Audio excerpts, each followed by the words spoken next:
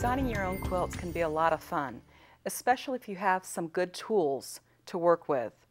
We're going to talk a little bit about the principles of design, and two of those principles are the use of repetition and dominance. Repetition means to use a design element over and over again to have consistency in the design. And then dominance or emphasis means that you have one area that is getting more attention than the other areas.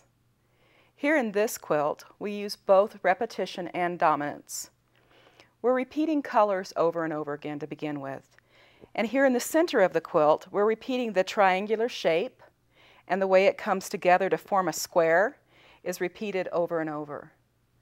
We have two sides that are somewhat identical to each other, even though the flowers are in different positions. They become more dominant than the center, even though this is in the center position, which is usually where dominance is found. They're more dominant because they're simply more interesting, and the interesting areas usually draw the attention. We have some curves here in the piecing, and we have straight lines here in the piecing. We've repeated those straight lines out here in the border. We've repeated the shape of the leaves and the quilting that mimic the leaves that are in the applique. And then the curve of the vine is repeated from the border out here to the inside of the quilt. So we have lots of repetition, and we have great dominance or emphasis on the outside edges of the quilt. Now this next quilt also uses repetition and dominance. We have three sections that are very similar to each other. They all contain a circle, here, here, and here. They all contain a square, here, here, and here. And they're all set inside a large rectangle. The last element is the leaves. And we have these leaves that are stamped on here. And we pulled those leaves down to the bottom. And here on the bottom of the quilt, they show up really well, and they become the dominant feature. The emphasis is definitely on the leaves. The repeat is the shape, so they're done over and over again. Also the color. All four colors are present in each of the blocks. So the emphasis again, or the dominance, is the leaves.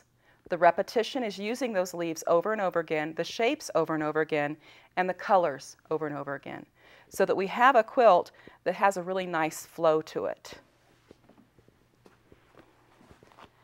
This next quilt is filled with circles. We have small circles along the bottom, and each one's slightly different. Medium-sized circles along the right side, which we've cut apart to add more visual interest. And then we have our large circle right here in the upper left, and it is definitely the dominant circle. We've repeated color throughout. It's an analogous colorway, going from violet all the way to yellow-green. But this is definitely our area of emphasis or dominance. And we have a really nice effect by repeating those circles over and over again. Now let me show you this other quilt.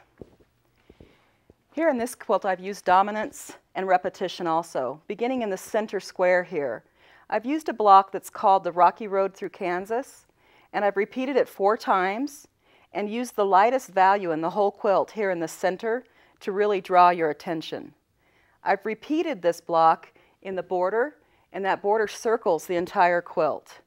I've also repeated the colors. The colors that you find here in the star tips are the same colors that are in the Rocky Road or the Trip Around the World section, and both of these sets of colors came from this main print. So we have lots of dominance and lots of repetition in this quilt. These are both important principles when you're designing your own quilts. It's what keeps the viewer interested in the work. So try to remember them the next time you sit down and begin your own quilted journey.